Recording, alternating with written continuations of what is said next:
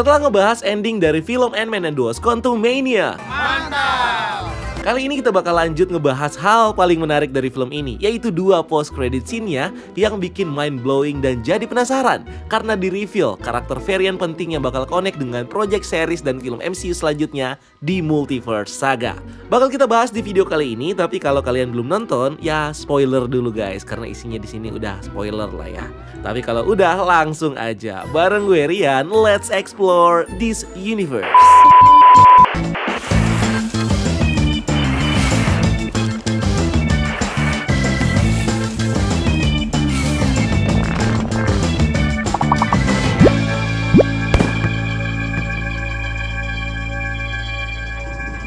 Oke, film ini basically punya 2 post-credit scene. Satu mid-credit scene yang jadi pengantar buat film Avengers Kang Dynasty dan Secret Wars, dan satu post-credit scene yang connect dengan series Loki season kedua yang bakal tayang tahun ini. Sebelumnya di ending kita sempat ditunjukkan bagaimana Scott punya firasat soal ancaman yang bakal datang setelah kalahnya si Exile Kang. Ternyata firasat ini benar, karena di mid-credit scene kita akhirnya diperlihatkan dengan kelompok varian Kang di seluruh multiverse yang dipimpin oleh 3 sosok varian Kang yang ternyata jadi dalang dibalik diasingkannya si Exile Kang ke Quantum Realm. Nah, di sini nggak dijelasin secara detail siapa 3 sosok varian ini. Tapi kalau kita lihat dari tampilannya aja, sebenarnya bisa dibilang kalau mereka adalah adaptasi dari 3 varian utama dari Nathaniel Richards alias Kang the Conqueror di komiknya. Sosok yang tampilannya kayak Fir'aun Mesir ini adalah adaptasi dari Pharaoh Ramatut, varian pertamanya Kang. Lalu ada varian Kang botak dengan part besi di kepalanya dan memakai super suit ungu yang glowing, di mana karakter ini bisa nge-refer ke Scarlet Centurion, varian kedua dari Kang yang mengadaptasi teknologi dari Dr. Doom sebagai bagian dari senjata dan identitas barunya sebagai penjahat multiverse. Nah, karena suitnya yang berwarna ungu dan bentuknya yang gak mirip banget sama si Scarlet Centurion, banyak juga yang bilang kalau karakter ini mirip dengan Prime Kang atau varian utamanya Kang. Ada juga yang bilang kalau ini mirip dengan Kid Immortus, varian utama dari Nathaniel Richards yang memilih untuk menjadi villain sejak dini, bahkan sebelum dia menjadi Kang the Conqueror. Tapi sepertinya memang ini adalah si Scarlet Centurion ya, karena di komiknya Scarlet Centurion ini adalah varian penting yang menjadi bagian dari hidupnya Kang the Conqueror. So untuk saat ini kita anggap aja kalau karakter ini adalah Scarlet Centurion. Terakhir ada sosok varian Kang dengan kulit biru, suara serak dan kostum yang komik accurate banget, yang jelas banget mengadaptasi karakter Immortus, varian tua dan lebih wise dari Kang, yang lebih tertarik untuk mempelajari dan juga mengatur timeline dibanding menaklukkannya seperti yang dilakukan Kang the Conqueror. Kalau di komik, 3 varian ini sebenarnya saling berhubungan sebagai bagian dari perjalanan hidup si Nathaniel Richards. Di beberapa storyline gak jarang para varian ini ketemu dan saling berkonflik satu sama lain. Cerita mereka berawal dari Nathaniel Richards, manusia biasa dari abad ke-30 di Earth 6311 yang merupakan keturunan dari Reed Richards, juga keturunan dari Dr. Doom. Saat dewasa, Nathaniel Richards ini berhasil menciptakan mesin waktu yang terinspirasi dari device time platform punya Dr. Doom. Bosan karena dunianya terlalu damai dan maju, dia menggunakan time machine ini untuk bertime travel ke zaman Mesir kuno di Earth 616 dan akhirnya berkuasa di sana sebagai Fir'aun bernama Ramatut. Dengan menggunakan senjata dan pasukan robot dari time machine-nya, Ramatut bisa menguasai Mesir selama beratus-ratus tahun. Walaupun terkadang dia harus berkonflik dengan Moon Knight dan para dewa Mesir, juga En-Sabah-Nur alias Apocalypse, si mutant pertama. Tapi semuanya berubah ketika Fantastic Four bertime travel ke masa itu, di mana mereka akhirnya bisa menggulingkan kekuasaan Ramatut dan mengusir dia kembali ke masanya. Nah, dalam perjalanan kembali, Ramatut ini malah terjebak dalam sebuah badai waktu yang membuat dia terpaksa bertime travel ke masa modern di 616. Dimana di masa itu dia bertemu dengan Dr. Doom yang terdampar di luar angkasa setelah dikalahkan Fantastic Four. Ramatut kemudian menyelamatkan Dr. Doom dan nge-reveal kalau Dr. Doom adalah leluhurnya. Dr. Doom percaya dan nge-share semua knowledge dan teknologi yang dia punya untuk membantu Ramatut kembali ke masa depan. Tapi bukannya balik, Ramatut justru malah terinspirasi sama Dr. Doom untuk membuat suit dan identitas baru sebagai Scarlet Centurion. Scarlet Centurion mulai bertime travel ke masa lalu di Earth 689, tepatnya di awal karir kelompok Avengers beraksi sebagai superhero. Scarlet Centurion kemudian memanipulasi Avengers dengan bilang kalau masa depan mereka bakal menjadi kiamat saat populasi superhuman terus bertambah di bumi dan bakal menjadi pemicu perang dunia. Para Avengers terpengaruh dan mulai menahan dan menghilangkan kekuatan dari semua manusia super di bumi, termasuk superhero dan supervillain. Tanpa mereka sadari, ini sebenarnya adalah bagian dari rencana jahat Scarlet Centurion untuk memudahkan dia menginvasi timeline itu, ketika nggak ada manusia super lagi yang bisa melindungi bumi. Scarlet Centurion melanjutkan rencananya dengan membawa Avengers dari Earth 616 ke Earth 689 dan memanipulasi mereka untuk melawan counterpartnya di realitas itu.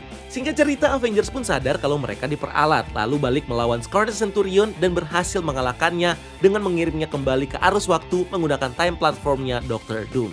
Setelah kembali ke arus waktu, Nathaniel Richards akhirnya meninggalkan identitas Scarlet Centurion dan menggunakan kembali identitas Ramatut. Tapi di saat yang sama tercipta sebuah Nexus event yang menciptakan varian baru dari Scarlet Centurion yang di sini justru diceritakan sukses menjadi Conqueror di Earth 712 dan sering berkonflik dengan kelompok superhero Squadron Supreme. Meskipun Nathaniel Richards membuang identitas Scarlet Centurion, tapi bertahun-tahun setelahnya saat dia udah jadi Kang the Conqueror, dia mewariskan identitas Scarlet Centurion ke anaknya bernama Marcus yang menjadi pewaris Kang sebagai penakluk multiverse. Anyway, Nathaniel Richards yang berada di alur waktu kembali nyoba untuk balik ke masanya, tapi lagi-lagi kejebak sama badai waktu yang membuat dia malah terlempar jauh ke abad 40 di masa ketika bumi dilanda peperangan antara dua kelompok barbarian yang menggunakan senjata dari abad 30 yang mereka nggak tahu fungsinya sama sekali. Nah, karena Nathaniel berasal dari abad ke-30 dan tahu bagaimana senjata itu bekerja, Nathaniel akhirnya menggunakan pengetahuannya untuk menaklukkan bumi dengan battlesuit baru yang terinspirasi dari armor Doom dan identitas baru sebagai Kang the Conqueror. Ambisinya nggak sampai di situ, dimana setelah dia menaklukkan bumi, Kang kemudian mulai menaklukkan galaksi, realm, sampai beberapa timeline lain di multiverse. Meskipun dalam prosesnya, Kang nggak pernah berhasil menaklukkan timeline bumi di abad 20 yang masih dijaga sama para superhero Avengers dan Fantastic Four. Di satu momen, Kang utama alias Prime Kang akhirnya dimanipulasi sama versi tuanya yaitu Immortus untuk menghabisi seluruh variannya, supaya nggak ada lagi yang menghalangi jalan Prime Kang untuk menjadi Immortus di masa depan. Di sisi lain, Immortus juga memanipulasi Prime Kang ini untuk menyentuh sebuah Psycho Globe buatannya sehingga Prime Kang bisa mendapatkan seluruh memori dan juga pengalaman dari semua variannya di saat yang bersamaan. Tapi ini justru membuat Prime Kang kebingungan apakah dia adalah Kang yang asli atau bukan. So, untuk menghilangkan beban pikirannya, Prime Kang akhirnya pergi ke dimensi Limbo, sebuah realm di luar ruang dan waktu, dimana di sanalah dia kemudian sengaja membagi dirinya menjadi dua varian. Yaitu varian 1 di mana Prime Kang membentuk Cross Time Kang Council untuk menaklukkan multiverse, dan varian 2 yang kembali ke kota Chronopolis untuk nge-heal dirinya sebelum dia kembali lagi untuk menaklukkan multiverse. Singkat cerita, setelah bertahun-tahun dia menaklukkan multiverse dan memimpin kerajaan lintas waktunya di Chronopolis, Kang akhirnya jenuh dan akhirnya pergi ke dimensi Limbo, di mana di sanalah dia fokus belajar soal dimensi Limbo dan mempelajari cara untuk mengatur waktu. Dari sinilah Kang akhirnya dikenal sebagai Immortus. Immortus lalu bertemu dengan Timekeepers dan dipekerjakan untuk membantu mereka memanage timeline, terutama untuk membereskan kerusakan timeline yang dibuat sama varian Kang. Juga mencegah manusia untuk melakukan perjalanan antariksa di luar angkasa supaya manusia tidak menciptakan kerajaan intergalaksi. Dimana sebagai imbalannya Immortus bakal mendapatkan waktu 7 milenium untuk bisa belajar dan memperhatikan secara langsung bagaimana Timekeeper mengorganize jalannya timeline secara proper di multiverse. Tapi di momen ini justru tercipta lagi varian dari Immortus yang gak terima jadi pesuruhnya Timekeeper. Varian ini akhirnya kembali menjadi Kang the Conqueror, dan in the end dengan bantuan Avengers, dia berhasil membunuh Timekeeper di event Destiny War sehingga Kang the Conqueror dan Immortus akhirnya berpisah dan menjadi dua entitas independen dengan takdir yang tidak saling terhubung lagi. So, itu kira-kira perjalanan dari ketiga Kang yang kita lihat dari post credit scene ini berdasarkan ceritanya di komik. Tentunya di MCU ceritanya mungkin akan jauh berbeda atau mungkin tidak akan jauh-jauh dari cerita komiknya. Tapi yang jelas dari ketiga karakter ini bakal punya peran penting dari pengembangan karakter Kang itu sendiri. Sampai saat ini kita masih belum ketemu yang namanya Prime Kang atau Kang utama. Entah itu apakah Immortus atau mungkin Scarlet Centurion atau mungkin si Exile Kang yang sudah dianggap mati di Quantum Realm. Atau mungkin ada satu lagi varian Kang yang belum diperkenalkan di sini. Atau mungkin yang muncul di post credit scene yang satu ini. Di mid credit scene, tiga varian ini saling mendiskusikan tentang kematiannya Exile Kang di Quantum Realm dan mulai khawatir dengan para superhero yang mulai menyentuh multiverse. Dialog ini dimulai dengan Ramatut yang bilang, jadi si orang terbuang udah mati, lo yakin dia udah mati? Terus direspon sama Scarlet Centurion yang bilang, kalau ini nggak benar ngapain gue panggil kalian? Ramatut pun ngebalas dengan sedikit ngejek, ini pasti bikin lo kesel karena bukan lo yang ngebunuh dia. Dan mereka pun akhirnya saling kesal satu sama lain. Nah, dari dialog ini kelihatan kalau Scarlet Centurion sepertinya punya konflik dan dendam tersendiri sama si Exile Kang. Makanya Ramatut ngecengin Centurion yang nggak bisa membentuk Kang dengan tangannya sendiri. Bahkan bisa jadi Scarlet Centurion ini adalah orang yang sudah mensabotase kapal multiverse Kang yang membuat dia terasingkan di Quantum Realm. Nah, kalau kita ngelihat gelagatnya si Scarlet Centurion ini emang rada-rada sombong dan gak suka sama variannya sendiri. Apalagi sama Immortus. Dimana pas Immortus datang, Ramatut kelihatan nundukin kepalanya dan ngasih respect ke dia. Sedangkan Scarlet Centurion justru malah ngasih tatapan sinis ke Immortus. Nah, ini bisa jadi tanda kalau Scarlet Centurion mungkin berada di Kang Council ini untuk memanfaatkan variannya supaya bisa mewujudkan agenda pribadinya. Dan in the end, bakal mengkhianati Kang Council kalau tujuannya udah tercapai. Tapi sebelum itu terjadi, Scarlet terpaksa harus bekerja sama Ramatut dan juga Immortus sebelum melancarkan rencananya. Lanjut di post credit scene, di tengah obrolan mereka, Immortus datang lalu bilang, "Gak ada dari kita yang membunuh Kang, mereka yang melakukan ini." Ini nunjukin kalau Immortus mengetahui kondisi Exile Kang. Bahkan dia tahu kalau Kang dibunuh sama Ant-Man dan The Wasp. Bahkan mungkin sejak awal Kang diasingkan, si Immortus ini memang udah memonitor Quantum Realm dan tahu segala hal yang terjadi di sana. Immortus selalu nambahin, mereka mulai menyentuh multiverse dan kalau kita biarin, mereka bakal mengambil semua hal yang kita bangun. Jadi jangan buang-buang waktu lagi. Dialog berlanjut dengan Immortus yang bilang kita udah telat dan tiba-tiba si Scarlet Centurion ngerespon dengan bilang berapa banyak yang kamu panggil dan Immortus pun ngejawab semua dari kita.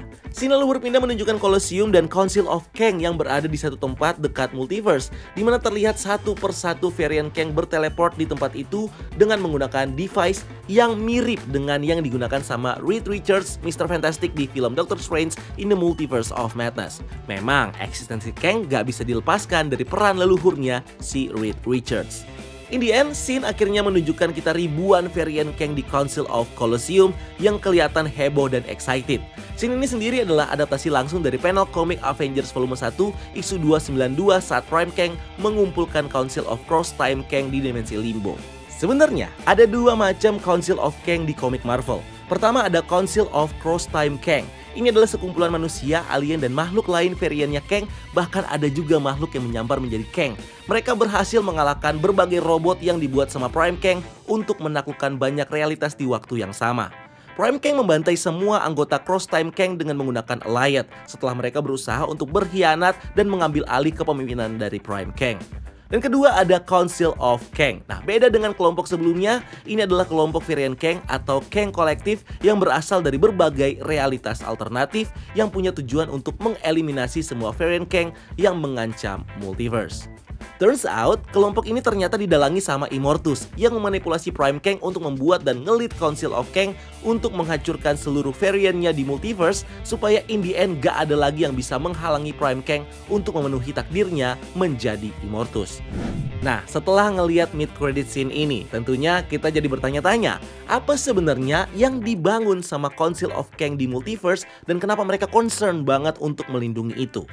Di mid-credit scene, yang dilakukan Council of Kang justru malah nge-trigger terciptanya timeline bercabang dan incursion yang nantinya bakal berdampak pada hancurnya multiverse.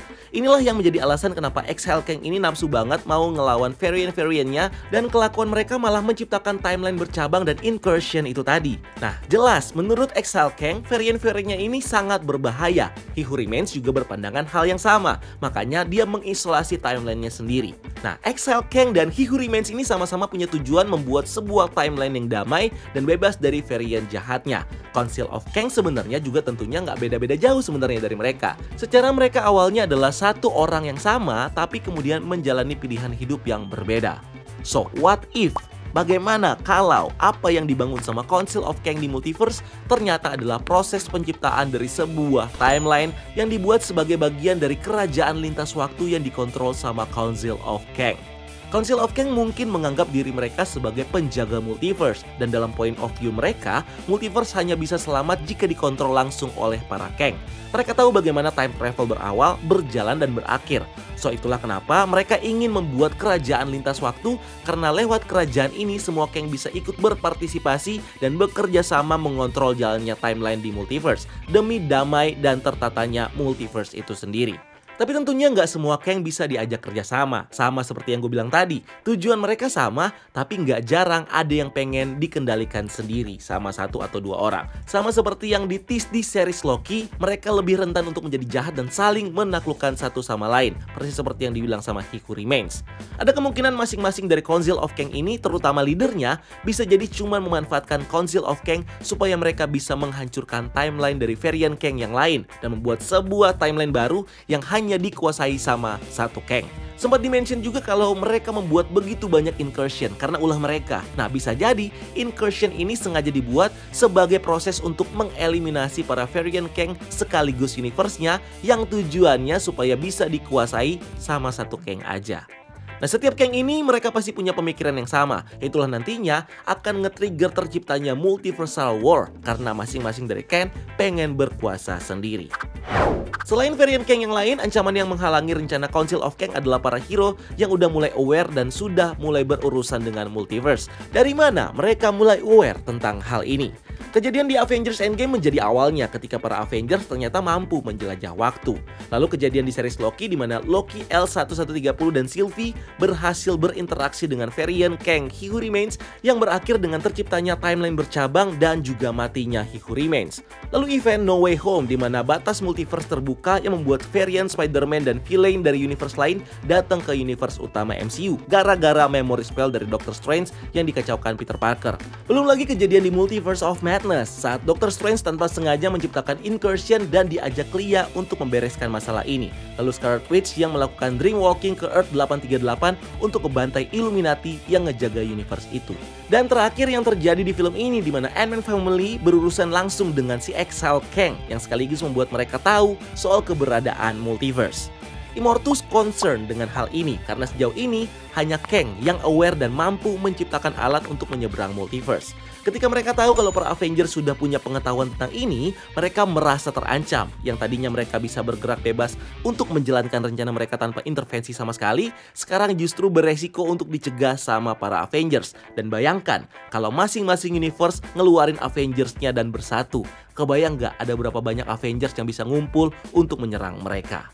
Sebelum ancaman ini terjadi, Immortus dan para leader lainnya akhirnya menggerakkan semua varian di Council of Kang untuk bersiap ngelawan para hero, terutama di Earth 616 yang udah berurusan banyak soal multiverse. Nah, ini bakal menjadi setup cerita untuk konflik di Avengers Kang Dynasty dan Avengers Secret Wars, dimana di filmnya nanti kita mungkin akan ngelihat big battle antara superhero Avengers dari banyak universe melawan berbagai varian Kang yang berulah di multiverse.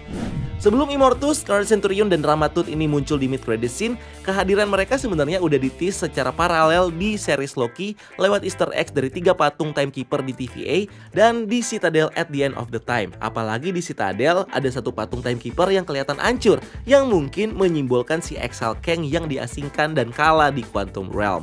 Di leak trailer Loki season kedua, terlihat adegan di mana Loki ngeprun hiasan Timekeeper di dinding TVA, yang lalu nge-reveal 3 muka Kang. Ini bisa aja menandakan kalau di series Loki season kedua nanti akan dijelaskan kalau sekarang multiverse sudah dikuasai oleh 3 varian Kang ini, Immortus, Ramatut, dan Scarlet Centurion. Oke, kita masuk ke post-credit scene. Kita ditunjukkan sama hal yang lebih simple tapi cukup bikin mind-blowing. Post-credit scene ini nge-reveal sebuah scene yang connect dengan series Loki season kedua. Ada Loki dan Agent Mobius yang berada di sekitar abad 19 di London untuk ngelihat acara ilmiah yang dilakukan sama salah satu variant Kang, yaitu Victor Timely. Banner acaranya bertuliskan Victor Timely and his outstanding temporal marvel. Nah, kata temporal di sini ini bisa berkaitan erat dengan waktu, sedangkan outstanding dan marvel ini bisa diartikan sebagai keajaiban yang luar biasa. So, bisa dibilang acara yang dilakukan sama Victor Timely di sini adalah untuk mempresentasikan penemuan ajaibnya yang relate dengan subjek waktu. Ini kemudian ditunjukkan di panggung dalam bentuk sebuah device sederhana bertenaga uap, di mana ini mungkin adalah cikal bakal dari kapal multiverse yang digunakan sama Kang untuk menjelajah timeline. Victor Timely kemudian muncul di panggung dan ngejelasin ke audiens yang kelihatan excited dengan bilang, waktu adalah segalanya yang bisa membentuk hidup kita, tapi mungkin kita bisa membentuknya. Victor Timely kemudian menunjukkan ke semua orang kalau waktu sangat possible untuk dimanipulasi dan dimanfaatkan untuk kemajuan manusia, yang tentunya bisa dilakukan dengan menggunakan alat ciptaan Victor Timely. Shot lalu berpindah ke arah penonton yang nunjukin Loki dan Agent Mobius yang lagi nyamar di sana. Loki bilang ke Mobius, itu dia, yang nunjukin bagaimana dia ngelihat Victor Timely sebagai sosok villain yang selama ini dia cari. Mobius yang kelihatan gak yakin kemudian bilang, lo ngebuat seolah sosok ini terlihat menyeramkan. Dan Loki pun bilang, emang iya. Mengkonfirmasi kalau Victor Timely dan semua varian Kang memang semenakutkan itu karena mereka punya pengetahuan dan kekuatan untuk memanipulasi multiverse. Di komik, Victor Timely adalah salah satu varian yang tercipta setelah Kang the Conqueror kalah dari Avengers untuk pertama kalinya di timeline modern. Karena merasa belum cukup kuat, Kang menyadari kalau dia butuh sebuah markas yang bisa dia gunakan untuk mempersiapkan serangan dan penaklukan selanjutnya. Pergilah dia ke hutan Wisconsin, Amerika di tahun 1901. Di sanalah Kang menggunakan identitas baru sebagai Victor Timely. Dan dengan kepintaran dan pengetahuannya, di tahun itu dia menciptakan berbagai alat yang berguna untuk umat manusia. Dia menjadi terkenal sebagai seorang penemu dan industrialis yang bahkan jadi rivalnya Henry Ford dan Thomas Alva Edison. Victor kemudian membangun pabriknya sendiri yang bernama Timely Industries dan soon membangun kotanya di Wisconsin yang dia namakan Town of Timely, sekaligus menjadi wali kota di sana. Di masa itu, Victor mengajarkan tentang ilmu robotika dasar dan computer science kepada para pengikutnya yang membantu perkembangan teknologi di masa itu. Tapi semua itu ternyata cuma penyamaran untuk menutupi kegiatan Victor sebenarnya. Dia sedang membangun markasnya, yaitu kota Chronopolis. Karena Kang tidak bertambah umurnya, untuk memperkuat penyamarannya, Kang membuat robot tiruan Victor Timely yang bisa menua dan mati. Dan ketika robot Victor Timely mati, Kang bakal menggantikannya dengan robot baru yang dia buat seolah menjadi anaknya. Walaupun disibukkan dengan pembangunan Chronopolis, Kang tetap mengontrol robot Victor Timely, bahkan sampai di tahap di mana dia membesarkan perusahaan Timely Industries sampai jadi salah satu supplier utama di dunia untuk teknologi komputer dan robotik yang digunakan hampir di seluruh komputer, sistem cyber, robot, dan juga cyborg di dunia. Dalam prosesnya, Victor Timely juga sempat bekerja sama dengan Dr. Phineas Horton. Dr. Phineas menggunakan pengetahuan yang dia pelajari dari Victor untuk menciptakan android pertama di dunia, The Original Human Torch, yang membuat era superhero makin berkembang di Amerika. Nah, seperti yang terjadi di komik, kemunculan Victor Timely di sini nggak bisa dilepaskan dengan penemuan ciptaannya, yang kali ini pasti bakal berpengaruh buat timelinenya nanti. Penemuan ini bisa jadi adalah prototipe awal dari mesin waktu. Ini dibuat sama Victor untuk bisa bertime travel ke berbagai timeline. Flashback ke series Loki, He Who Remains sempat menceritakan bagaimana varian Kang awalnya bermula dari sosok saintis di abad ke-30 bernama Nathaniel Richards yang satu hari menemukan alat yang memungkinkan dia untuk mengetahui multiverse dan pergi ke timeline lain untuk ketemu sama variannya. Di komik juga diceritakan kalau Nathaniel Richards awalnya terinspirasi untuk membuat time machine setelah menggunakan device time platform punya leluhurnya Dr. Doom yang akhirnya dia gunakan buat pergi ke zaman kuno dan mengawali langkahnya sebagai Kang the Conqueror. Nah, seperti di komiknya, penemuan time machine Victor ini mungkin bakal menjadi inspirasi buat Nathaniel Richards di abad ke-30 nanti untuk menciptakan time device pertamanya yang memungkinkan dia untuk mengamati multiverse dan membuat portal untuk berpindah timeline. So, bisa dibilang kalau penemuan Victor ini adalah awal mula dari semua varian Kang untuk menjadi penjelajah multiverse.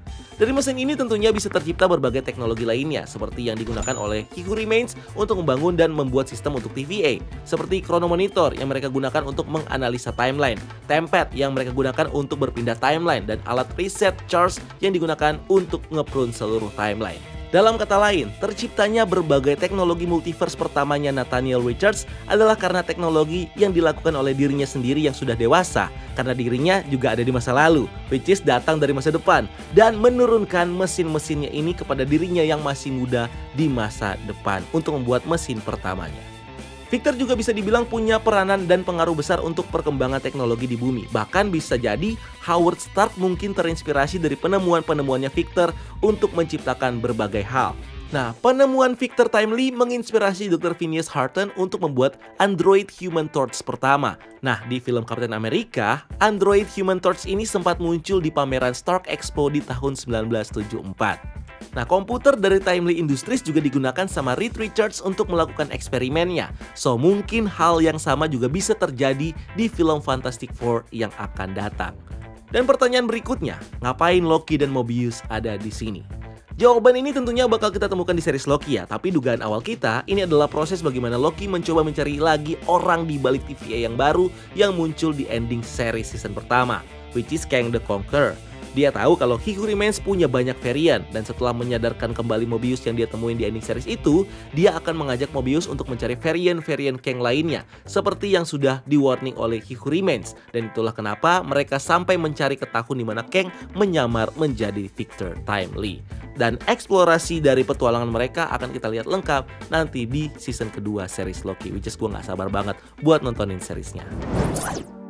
So itu aja yang mungkin bisa kita temukan dari dua post credit scene ini. Kalau kalian punya teori atau pendapat atau mungkin tambahan dari apa yang kita bahas di video ini, please tulis di kolom komentar di bawah. Dan thank you udah nonton video ini. Jangan lupa untuk like video ini dan subscribe sebagai bentuk dukungan kalian buat channel ini. Cari kita juga di TikTok dan di Instagram @breakdown.universe karena kita juga bikin konten di sana. Dan jangan lupa lakukan satu kebaikan hari ini. See you on the next video. Gue Rian, until next time. Keep exploring the multiverse.